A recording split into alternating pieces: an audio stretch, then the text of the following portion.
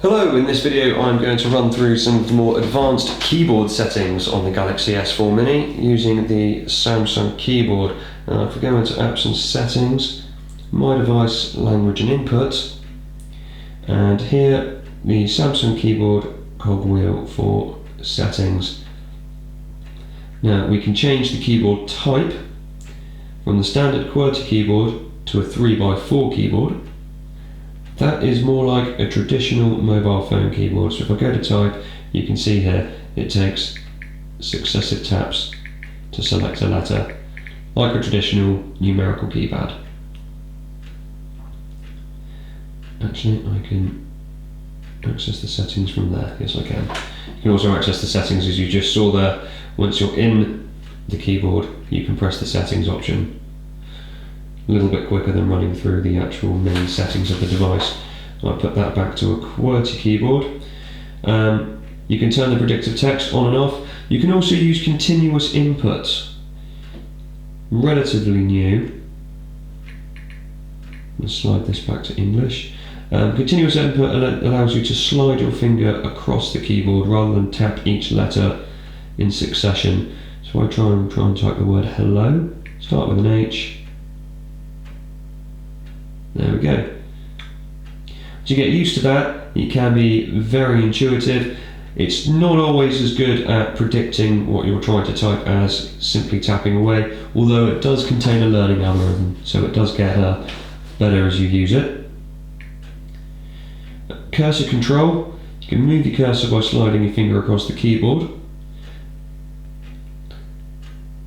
This can't be used in conjunction with continuous input. Now the cursor here, normally you'd have to tap away at the text to get to your selected point. If I slide across the keyboard, I can now fine tune exactly where I want the cursor to stop. Much better control. Can reset all the settings back to standard, and in the advanced, there's a few options. Most of them are already tagged. You can turn them off if you don't want them. Auto capitalization, so as soon as you put a full stop and a space, the first letter will be auto capitalized. Auto spacing, if it recognizes that you're typing two words and you haven't put a space in, it will put the space in for you. Auto punctuate, if you double tap the space bar, it will put in a full stop and a space for you.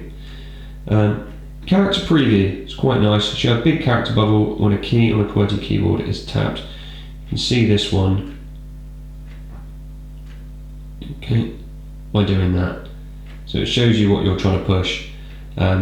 Just in case you've got very big fingers, for instance, and you're not quite sure what you're tapping, lets you know by doing that. Makes it a lot more obvious.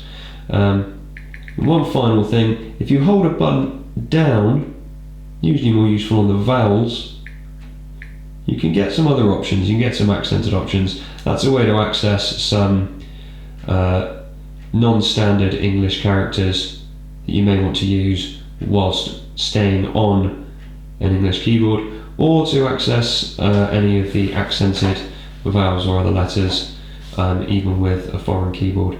So there I can slide across to an umlaut on the I and put that one in. The final advanced setting is the key tap sound. Some people don't like it. If you turn it off, it doesn't make clicking noises when you tap it anymore. And that's all the keyboard settings on the Galaxy S4 Mini. Thanks for watching.